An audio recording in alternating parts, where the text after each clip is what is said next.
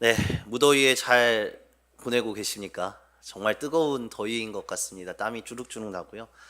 기도해 주셔서 휴가를 잘 마치고 돌아왔습니다. 이번 휴가를 처음 시작할 때, 저희 아들에게 이제 휴가의 일정을 맡기려고 생각을 하면서, 이제 아들이 어리니까요. 이제 5살, 6살 이렇게밖에 안 되니까, 어디 갈 거야라고 물어보면 어디 수영장, 실내 시원한 수영장을 갈 줄 알고, 제가 야심차게 오늘 이번 휴가는 아들에게 맡긴다 해서 아들에게 물어봤더니 아들이 그러는 거예요. 아빠 캠핑 가고 싶어요. 이 더위에요. 그래서 땡볕에 땀을 삐질삐질 흘려가면서 텐트를 치고요. 그러다 보니까 어느 순간 지금 많이 복구됐어요. 일주일 만에 많이 복구됐는데 상당히 타가지고요. 살이 너무 많이 타고 땀을 많이 흘리고 고생하고 돌아왔습니다. 그래서 다짐을 했습니다. 다시는 아들에게 휴가를 맡기지 않겠더라.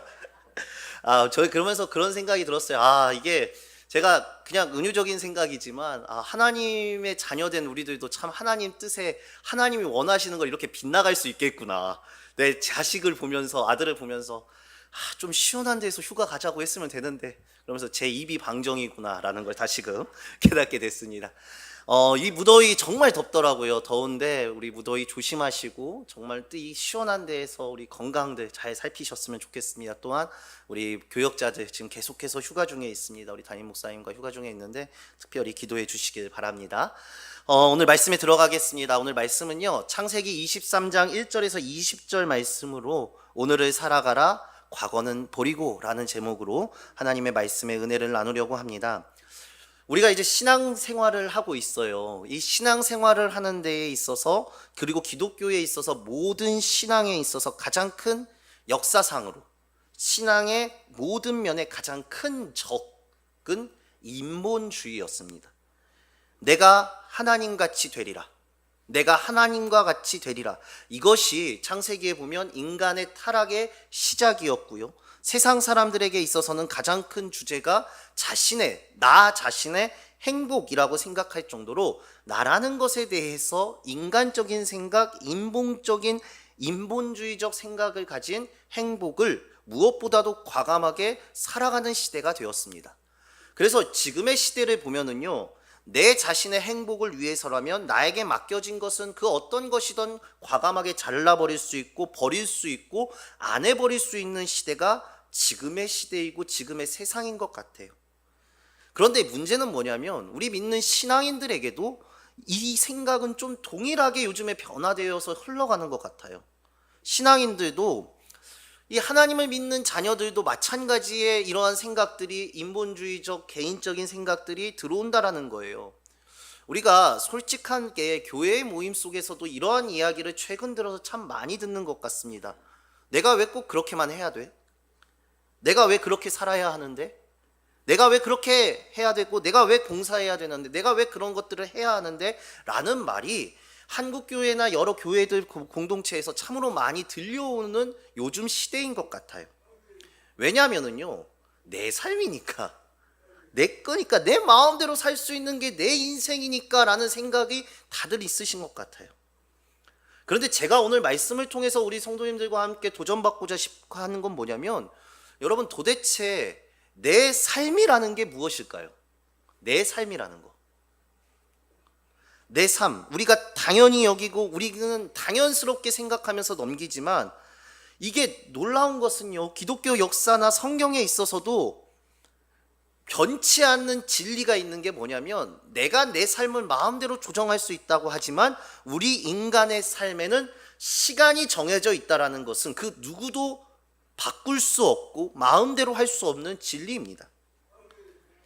우리가 말하는 내 삶이라는 것, 내가 말하고 있는 내 삶이 내가 시작된 것도 아닙니다. 내가 시작하고 싶어서 내 삶 시작한 것도 아니고, 내가 끝맺고자 해서, 끝내고 싶다고 해서 끝낼 수가 있는 것도 아니다라는 거예요.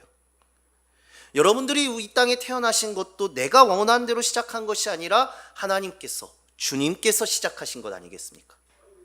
그리고 마찬가지로 여러분들을 데려가시는 것도 주님께서 데려가시는 거예요. 내 마음대로 내 삶을 끝낼 수가 없습니다. 내 마음대로 내 삶을 시작할 수가 없습니다. 이것이 인간들에게, 하나님이 창조하신 우리 인간들에게 정해놓으신 하나님의 한계성, 인간의 한계성이에요. 여러분들의 삶은 주님이 시작하셨고 주님이 끝맺을 그 기간 동안만이 내 삶이라고 말할 수 있다는 거예요. 실제적으로 내 삶이라고 얘기하지만 내 삶이라는 게 그렇게 없다는 겁니다. 그런데 더 중요한 건 뭐냐면, 그렇게 내가 애지중지하게 생각했던 내 삶이라는 것이 그 모든 마지막에는 심판이라는 것으로 결론 맺어진다라는 것이 성경이 말하고 있는 진리라는 거예요. 내 삶을 어떻게 살았던, 내가 무엇을 살았던 하나님 앞에서의 내 삶을 판단받는다는 거예요. 우리가 그런 개인주의적 생각을 가지신 분들이 이런 말 많이 하잖아요. 네가 뭔데 내 삶을 얘기해. 네가 뭔데. 그런데 그것이 가장 극명하게 드러나는 순간이 어디냐면, 내가 내 마음대로 끝낼 수 없는 내 인생의 마지막 순간에 하나님한테 내가 판단하는 것이 아니라 하나님께 내 삶을 판단받는다는 것입니다. 하나님이 너가 어떻게 살았는지를. 이것을 우리가 다 대입해보면 나올 수 있는 성경적 결론이 그거죠. 죽으면 끝이 아니기 때문에 내 삶은 나의 것이 아니다라는 결론이 나오는 게 아주 간단한 명제예요. 죽으면 끝난다는 것, 우리가 죽었을 때 우리가 끝난다는 건 단 한 가지밖에 없어요. 여러분 이걸 꼭 기억하셨으면 좋겠는데요, 하나님이 우리에게 하나님을 배우고 하나님을 알게 하시고 하나님의 말씀을 듣게 하시고 하나님 앞에 설 수 있는, 그렇게 하나님의 앞에 설 수 있는 시간이 끝났다라는 것밖에 확실한 건 없어요. 다시 한번요, 죽음이라는 것으로 인해서 끝난다는 것, 확실하게 죽음이 끝난다고 이야기할 수 있는, 인간이 확실하게 말할 수 있는 건 단 한 가지밖에 없다는 거예요. 하나님 앞에 설 수 있는 시간이 끝나버렸다라는 거예요.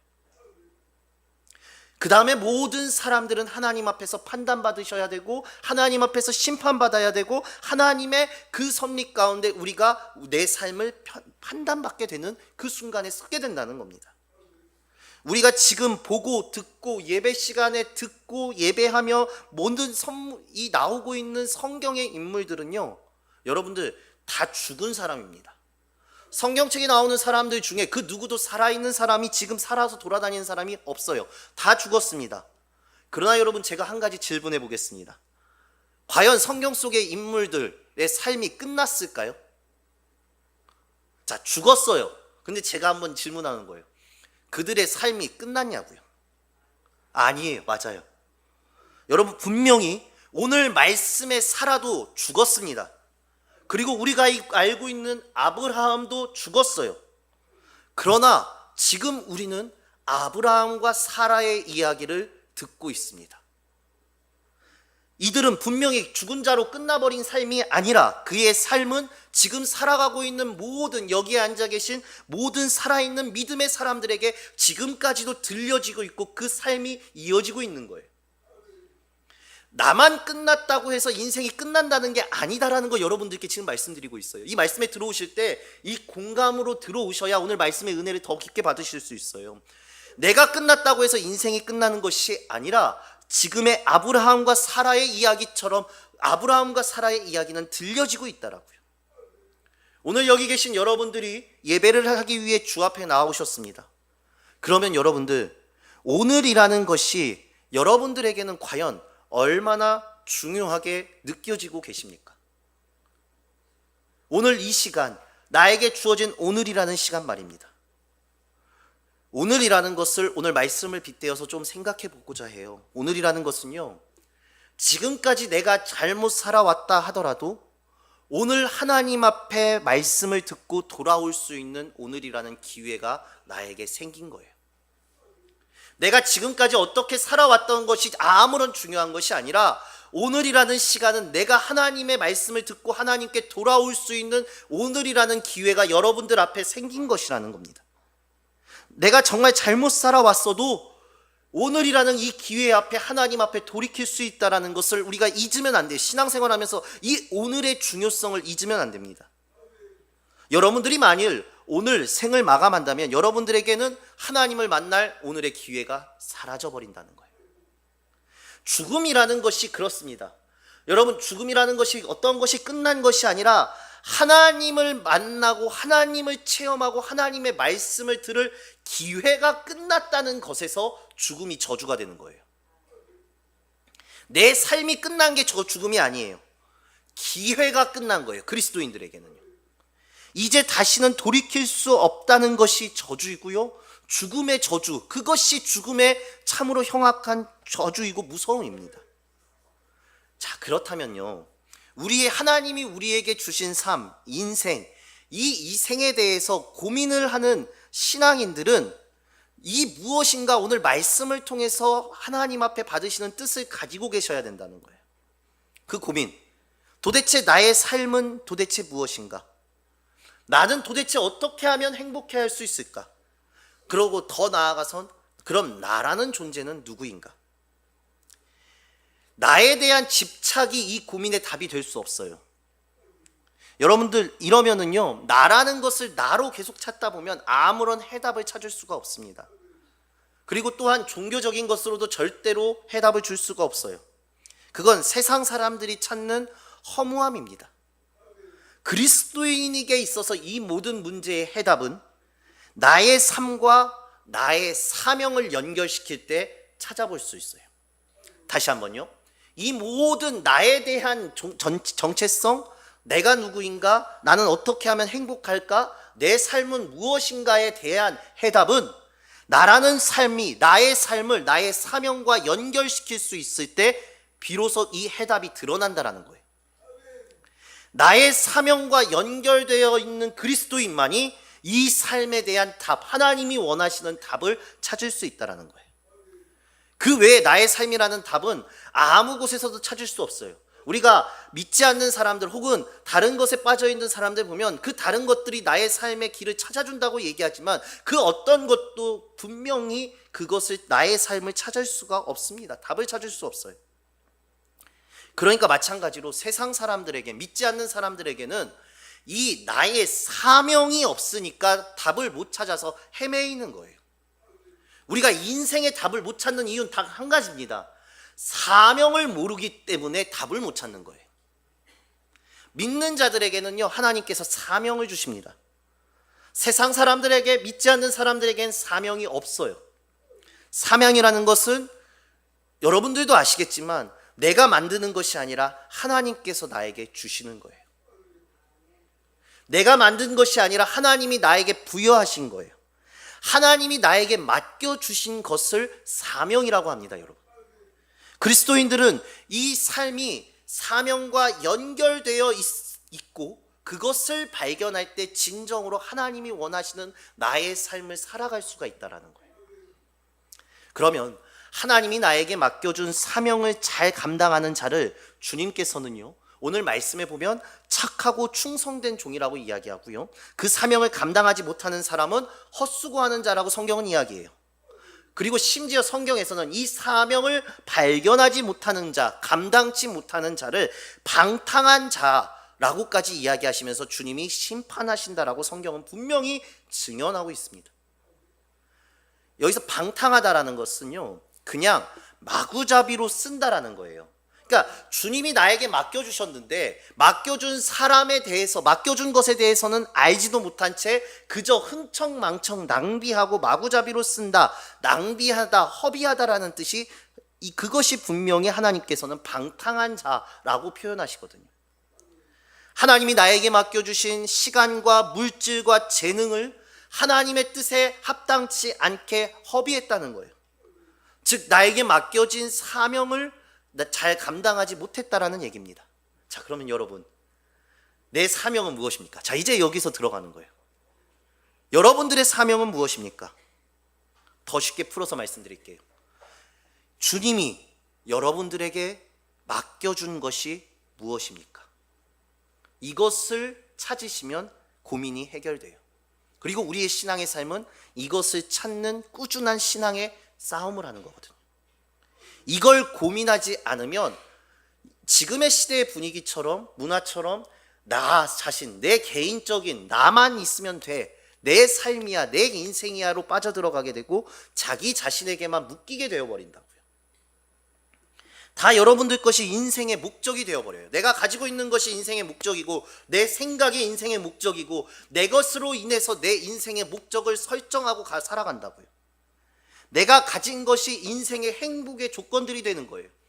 내가 사명을 찾지 못하기 때문에 내가 가진 것으로 인해서 혹은 내가 가질 수 있다고 여겨지는 것에서 행복을 찾아요. 그리고 그것들이 결국에는 쌓여진 바벨탑처럼, 성경에 나오는 바벨탑처럼 나의 그 목적들이 쌓여지게 되고 그것들이 무너지면 세상이 망한 것처럼 아무런 의미도 찾지 못한 채 살아가는 것이 우리 인간의 지금 현재의 인생이라는 것입니다. 제가 지금 대단하게 부풀려 얘기하는 것이 아니라 솔직하게 그렇지 않습니까? 그렇다면 믿는 자들이 우리가 고민해야 될 게 뭐냐면 여러분들의 사명이 지금 무엇이냐는 거예요. 여러분들의 사명. 신앙은 이 사명의 문제를 하루하루 씨름하는 것, 고민하는 것, 생각하는 것, 묵상하는 것이 신앙입니다. 왜냐? 하나님께서요, 오늘 여러분들에게 하루를 주시고 오늘 여러분들에게 잠을 깨우면서 이 자리에 나오게 하신 건 주님이 오늘 하루의 사명을 여러분들에게 맡기셨다라는 거거든요. 그럼 그 사명이 뭔 줄 알아야 될 거 아니에요. 오늘 주님이 나에게 원하시는 오늘 하루의 사명을 늘 찾는 그것이 그리스도인의 삶이라는 거거든요. 그것을 우리가 늘 고민하고 그것을 위해 예배하고 그것을 위해 기도했을 때 하나님께서는 그 사명을 채우시고 나의 삶을 온전케 만들어 주세요. 그리고 그 믿음 붙잡고 가는 게 신앙의 싸움입니다, 여러분. 그러니까 이 싸움을 못 하시는 분들이 어떻게 되냐? 그냥 예배드리러 와서 앉아 있다가 그래 말씀 그 뭐 좋은 말이라니까 듣고 가자 이렇게 해서 집에 들어가면서 다시 똑같은 삶의 패턴으로 그렇게 보내는 게 그러한 사람들의 인생 아니겠습니까? 믿는 자의 인생은 이것과 다르다라는 거예요. 내 사명을 발견한 자의 인생은 이것과 다릅니다. 똑같이 사는 것처럼 보이지만, 믿지 않는 사람들과 똑같이 살아가는 것처럼 보이지만, 내가 주님을 바라보고 내가 주님의 말씀을 듣고 내가 주님의 말씀을 배우면서 삶의 목적을 찾으면서 오늘 하루하루 주님이 원하시는 나의 사명을 살아내는 것, 그게 믿는 자들에게 오늘 이 시간 여러분들에게 맡겨주신 주님의 사명입니다. 여러분 성경을 보면은요, 특히 이 창세기에 보면은요, 아브라함의 스토리가 정말 길게 나와요. 우리가 머릿속에 남는 아브라함의 스토리, 성경 덮고 딱 아브라함이라고 생각하면 뭐 하늘의 별, 자손, 뭐 이삭을 바치는 사건, 이 정도만 생각이 나는데, 성경에서 그것도 성경을 첫 시작하는 창세기의 첫 부분에 아브라함이라는 사람의 스토리가 정말로 방대하게 있어요.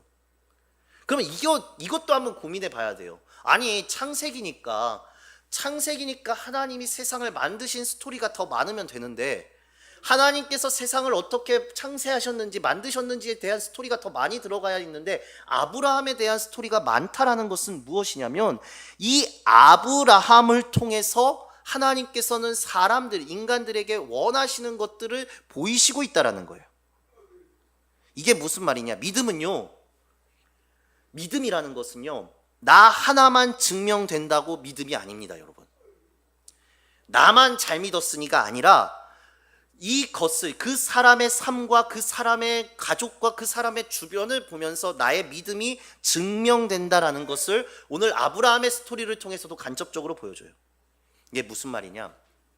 창세기 23장과 이 다음에 우리가 읽진 않았지만 24장을 보면요, 가장 중요한 게 뭐냐면요, 아브라함의 믿음이 누구에게 흘러가고 있는지를 보라고 하나님께서는 지금 이야기하세요. 그러니까 오늘 말씀을 보면서 다른 이야기를 하는 게 아니라 24장까지거든요. 읽지는 않았지만 23장, 24장이 아브라함의 믿음으로 끝나는 것이 아니라 이 아브라함의 믿음이 어떻게 흘러갔는지를 발견하라라고 쓰여져 있는 책이 창세기 23장과 24장입니다. 그런데 이 23장, 24장에 보면 우리가 착각하는 건 아브라함의 믿음 자체만 봐요. 아브라함, 그래 믿음 좋은 아브라함 이게 아니라 하나님께서 말씀하시고 싶으신 건 뭐냐면, 이 아브라함의 믿음이 누구에게 흘러갔는지를 보라라고 얘기하면서 성경이 기술되어 있어요. 우리가 참 많이 놓치는 거예요. 믿음 보면서 생활하면서 성경 보면서 아브라함에 대해서 잘 봤어요. 그런데 이 하나님이 원하시는 창세기 23장과 24장은 아브라함의 믿음이 누군가에게 어떻게 흘러갔는지를 보라라는 말씀이거든요. 특별히 우리가 읽진 않았지만 24장은요, 아브라함이 자신의 후손, 후계자를 세우는 부분입니다. 이삭이 있고 후손이 있어야 아브라함이 위대하다는 것을 보여주는 부분이에요. 그러니까 이 말은 뭐냐면요, 여러분, 오늘날 저희가 이렇게 믿음의 사람으로 아브라함의 이야기를 들을 수 있었던 이유가 뭐냐면, 아브라함의 후손이 있었기 때문에 우리가 이 이야기를 들을 수 있고 아브라함이 위대해진 거예요.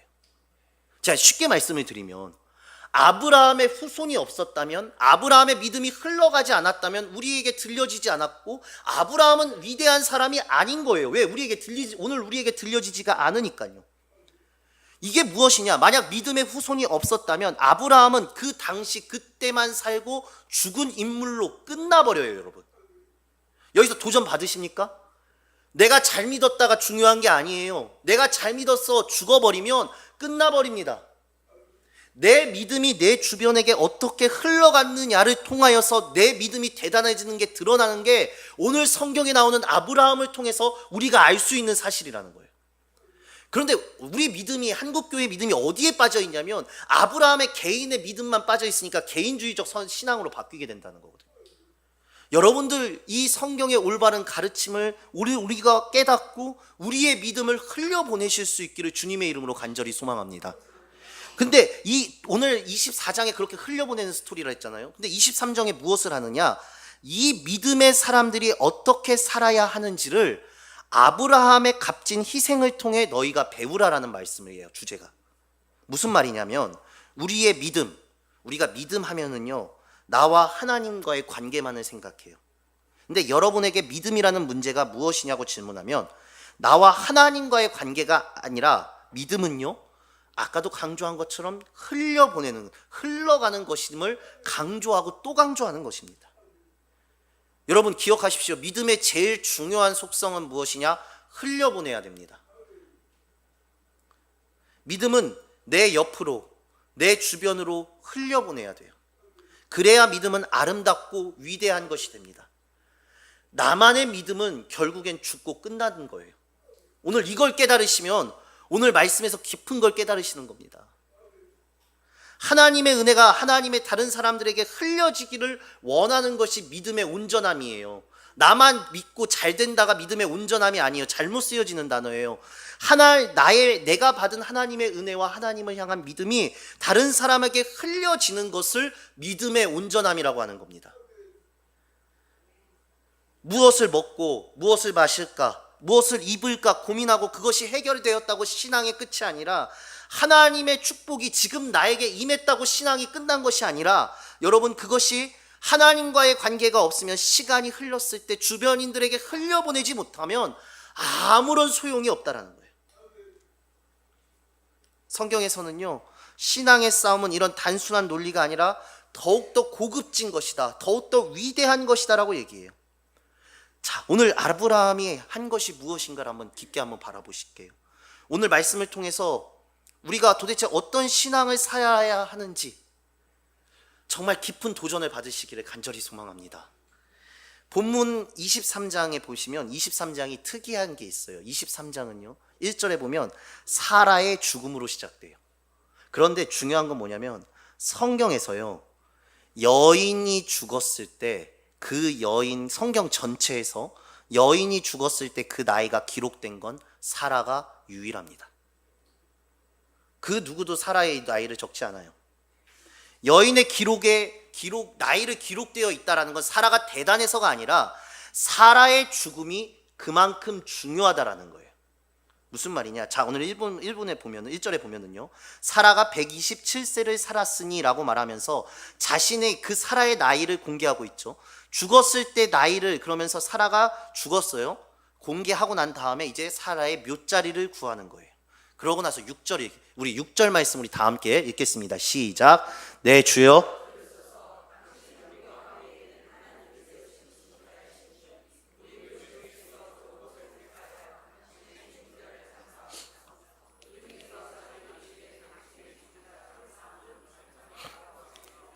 아멘.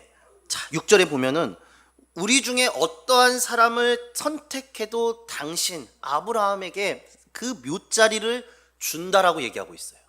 그러니까 주변의 사람들이 아브라함의 사라가 죽었을 때 그 누군가 주변 사람 누구에게 얘기하더라도 그 사라의 묘자리를 줄 것이다라고 얘기하는 게 6절이에요.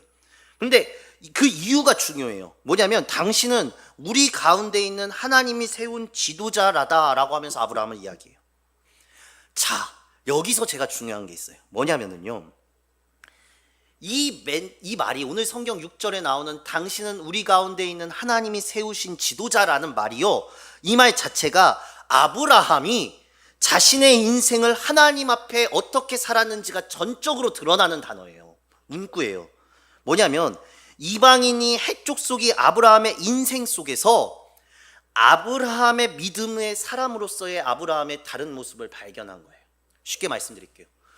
주변의 사람들에게 하나님이 그 누구도 이 사람이 지도자라고 얘기한 적 없어요. 아브라함 스스로도 내가 너희들의 지도자라고 이야기한 적이 없어요. 그런데 주변 사람들이 뭐라고 이야기하느냐, 아브라함의 모습을 보고 누군가 지도자로 세운 것이 아니라 주변의 사람들이 아브라함의 믿음의 모습을 보고 믿음의 지도자라고 인정해 주는 게 아브라함의 믿음이라는 거예요. 아브라함은 하나님이 세운 지도자라는 것을 자기가 말한 것이 아니라 누군가가 임명한 것이 아니라 세상 사람들이 아브라함의 모습을 보고 알게 되었더라고요. 그들이 말하는 거예요. 당신은 하나님이 세운 지도자라고 말할 정도로 존경받는 인생을 살았어요. 그래서 아브라함이 주변 사람들한테 존경받는 인생을 살았는데요, 아브라함의 모습을 보세요. 더 중요한 건 존경받을 만한 모습이 없어요. 이게 무슨 말이냐면 아브라함의 아내가 죽었는데, 그렇게 세상 사람들의 존경을 받는 아브라함의 아내가 죽었는데 사라를 묻을 조그마한 땅까지도 안 가지고 있어요. 지금 아브라함 보면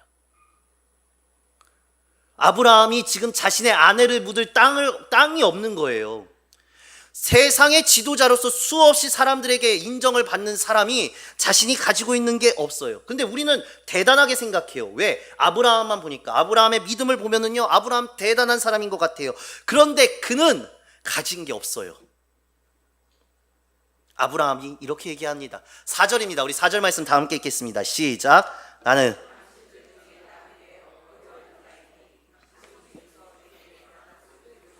내가 나의 죽은 자를 내 앞에서 내어다가 장사하게 하시오. 아멘.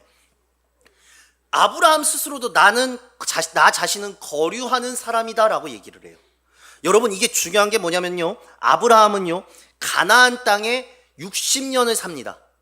그러면 우리가 그렇죠, 어느 땅에서 60년이라는 지역을 살면, 어느 동네에서 60년이라는 사업을 살면 대부분 그 지역에 유지가 됩니다. 그 지역에 오래 산 사람으로서 존경을 받고 그 사람들이 정착한 60년이 지나면 그 지역에서 이렇게 알려진 사람이 돼요. 그런데 이 알려진 사람이라고 쓰일 수 있는 아브라함이 60년 동안 그 땅에 살면서 자신의 아내를 묻을 땅 하나가 없었던 인생이라는 것이 전적으로 오늘 말씀에서 드러나요. 사라가 죽었어요. 아내가 죽었어요. 존경받는 인생이기 때문에, 그 아브라함의 모습을 알기 때문에 주변의 사람이 이렇게 얘기하는 거예요. 이방인들이요, 그냥 말만 하십시오. 땅을 다 주겠습니다. 그런데 이 땅을 갖는 아브라함의 믿음의 과정을 보세요. 제가 오늘 땅을 주는 이방인들의 믿음을 보라는 게 아니라 이 아브라함의 모습을 보셔야 돼요. 10절 11절입니다. 우리 다시 한번 크게 읽겠습니다. 시작. 에브론이 해쪽 속 중에 앉아있더니 그가 해쪽 속 곧 성문에 내 주여 그리 마시고 내 말을 들으소서. 내가 그 밭을 당신에게 드리고 그 속의 굴도 내가 당신에게 드리되 내가 내 동족 앞에서 당신에게 드리오니 당신의 죽은 자를 장사하소서. 아멘. 자, 보세요. 그냥 드린다는 거예요. 다 드리겠대요. 모든 사람이 아브라함을 존경해서 그냥 드리겠다라고 해요. 근데 아브라함은 이렇게 대답합니다. 그 말에 두고 어떻게 대답하는지 아브라함의 모습을 보세요. 12절 13절입니다. 같이 읽을게요. 시작. 아브라함이 이에 그 땅의 백성 앞에서 몸을 굽히고 그 땅의 백성이 듣는 데서 에브론에게 말하여 이르되 당신이 합당히 여기면 청하건대 내 말을 들으시오. 내가 그 밭값을 당신에게 주리니 당신은 내게서 받으시오. 내가 나의 죽은 자를 거기서 장사하겠노라. 아멘. 자, 이렇게 한번 거절을 해요. 근데 14절 15절에도 보시면은 14절 15절 쭉 띄워주면 에브론이 또 다시 이야기를 하고 또 다시 이것이 은 400세겔이나 나와 당신과의 관계 속에서 무엇이 문제입니까? 라고 해요. 그러면 15절에서 그렇게 얘기하고 은 400세겔 내가 드릴 수 있습니다. 근데 은 400세겔이라는 돈이 상당히 큰 금액이에요. 그런데도 아브라함의 믿음의 모습을 보고 드리겠다라는 거예요. 믿음의 자녀의 모습을 보고 드리겠대요. 그리고 16절에 아브라함은 이 말에도 이렇게 대답합니다. 크게 읽겠습니다. 시작. 아브라함이 에브론의 말에 따라 에브론의 헷 족속이 듣는 데서 말한 대로 상인이 융통 은 400세겔을 달아 에브론에게 주었더니. 아멘. 그냥 주겠다는 걸 두 번이나 거절해요. 여기서 재밌는 표현이 뭐냐면 16절 다시 한번 보시면 상인이 통용하는 은 400세겔이 뭐냐면 법적으로 그 땅에 완벽하게 맞는 완벽한 가격을 치른다고 이야기하는 거예요. 우리라면 그럴 거예요. 자, 이게 4만 원이에요. 어떤 이 컵이 4만 원이라고 합시다. 4만 원이면 자, 목사님한테 얘기하니까 자, 아브라함 내가 목사님 믿음을 보니까 좋습니다. 근데 목사님 그냥은 안 받으신다 그러니까 이거 부가가치세는 제가 빼드릴게요. 3만 6천 원만 주세요. 이렇게 얘기한 거예요. 근데 이것도 싫다 이거예요. 아니에요. 4만 원 받으세요. 아브라함 지금 그렇게 얘기하는 거예요. 법적으로 완벽한 가격을 치러요. 왜 이렇게 치릅니까? 그러면 중요한 거잖아요. 왜 이 가격을 치느냐? 아브라함은요, 그 땅의 그 이름을 거룩하게 하기 위해 자신이 주어진 완벽한 가격을 치른다는 거예요. 제가 단어만 읽어드릴게요. 10절 보세요. 10절에 보시면 곧 성문에 들어오는 모든 자가 11절에도 내 동족들 앞에서 13절에서도 그 땅의 백성이 듣는 데에서 16절에서도 에브론의 헷 족속이 듣는 데에서 말한 대로 18절에도 모든 헷 족속이 보는 데에서 20절에서도 헷 족속으로부터 아브라함이 매장할 소유지를 확정했다라고 얘기를 해요. 제값을 두고 치르면서 아브라함은 이 땅을 샀어요. 그러면서 무엇이 되느냐? 아브라함의 배려로 아브라함은 끝까지 그 땅을 나그네의 무덤, 나그네의 땅으로 완벽하게 하나님의 뜻에 합당한 삶을 살았어요. 이게 무슨 말이냐면 모든 사람들 앞에서 모든 사람들이 보고 있는 데서 합당한 정당한 가격을 치르면서 완벽하게 그 땅, 사라를 매립할 땅이 아브라함의 땅이 된 거예요. 그래서 이후에 누가 묻히냐? 그 땅에 아브라함의 후손들이 묻혀요. 그러면 이 별거 아닌 얘기, 그래 땅을 샀고 그 땅에 묻은 게 무슨 은혜가 있습니까 목사님이라고 얘기하면 오늘 말씀의 결론을 보면 이게 뭐냐면 모든 믿음의 후손들에게 사라가 묻힌 땅은 우리 조상이 묻힌 거룩하고 정당한 땅이다라는 게 선포된 거예요. 그 믿음의 시작을 보라는 거예요. 요즘 사람들이요, 세상 편하게 살고 싶습니다. 저도 마찬가지지만 솔직하게 저도 회개하는 마음으로 이야기하면 내가 무엇인가 이득을 보고 살아가고 싶은 게 우리 인생이에요. 행복의 제 1순위가 편안하고 행복한 게 됐어요. 그러니까 제 휴가가 처음에 행복하지 못했던 건 아들이 편안하게 해줘야 되는데 행복하지 않게 해줘서 거예요. 그런데 이 행복함을 제 1순위로 따진다면 제일 불행한 사람이 누구냐면 예수님이에요, 여러분. 우리가 인생의 목적이 편안함과 행복함이라면 그 인생의 편안함과 행복함에서 실패한 예수님을 믿고 있는 어불성설을 우린 지금 하고 있어요, 여러분. 가장 큰 배신을 당하고 가장 어려운 삶, 가장 명예롭지 못한 삶을 살았던 것이 어떻게 보면 예수님이에요. 그런데 그 예수님을 믿는 기독교인들의 삶, 우리 신앙인들의 삶들이 편안함이 삶의 목적이 되어버렸어요. 감정에 묶이고 관계에 묶이고 돈에 묶이고 권력에만 묶이니까 자기에게만 묶여 있으니까 아무것도 못해요. 오늘 말씀 결론 지으면 제가 확실히 말씀드립니다, 여러분. 신앙은요, 자기를 보는 것이 아닙니다. 신앙은요, 나를 부르신 주님을 바라보는 것이 신앙입니다. 그리고 그걸 지키는 게 사명이에요, 여러분. 우리가 어느 순간 마음의 뜨거움을 왜 잃어버렸습니까? 편안함을 쫓기 때문이에요. 내가 어느 순간 내 자신에게 좋은 것만 쫓아요. 그런데 예수님을 믿는다고 입술로는 얘기해요. 여러분, 그렇게 살지 마시기 바랍니다. 내가 예수 믿고 올바른 삶으로 주님께서 맡겨주신 사명을 살아가시기를 간절히 소망합니다. 꼭 나만 이렇게 살아야 돼?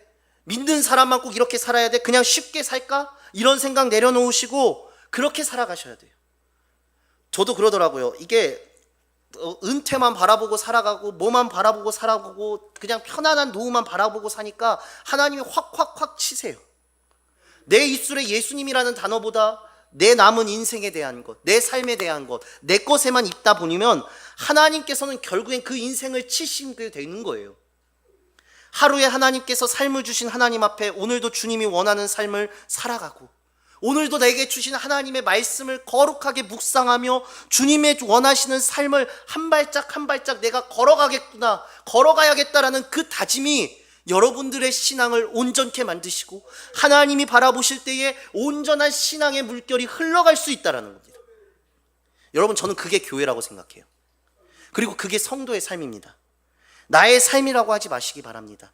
교회에서는 특별히 하나님의 삶, 성령이 원하시는 삶을 살겠다라고 다짐하시면서 살아가시길 바랍니다. 그러한 삶은요, 내 행복에 치여서 어쩔 수 없이 살아가는 삶이 아니라 하나님께서 주시는 나의 안에 행복이 가득 차는 삶을 살 수밖에 없어요. 여기서 행복하지 않은 삶 살고 싶으신 분 계십니까? 손을 들어주시기 바랍니다. 아무도 없으시잖아요. 하나님이 주신 행복을 하나님께서 나에게 주신 사명으로 찾아가시기를 간절히 소망합니다. 내가 어떻게 사는 것, 오늘 말씀을 통해 알고 가지 않습니까? 내 인생을 살아온 것이 하나님 앞에 판단받을 그날을 생각하면서 오늘도 거룩하고 정결하게 주님의 뜻을 살아가십시오. 여러분, 어떻게 사셨던 게 중요하지 않습니다. 오늘 지금 이 순간이, 지금 이 기도하는 이 순간이 여러분들을 바꿀 수 있도록 허락하신 주님이 주신 기회입니다. 이 기회 놓치지 마시고 언제든지 주님 바라보면서 하나님의 발자취를 따라 걸어가시는 사랑하는 우리 성도님들 되시길, 믿음의 자녀 되시길 주님의 이름으로 간절히 소망합니다.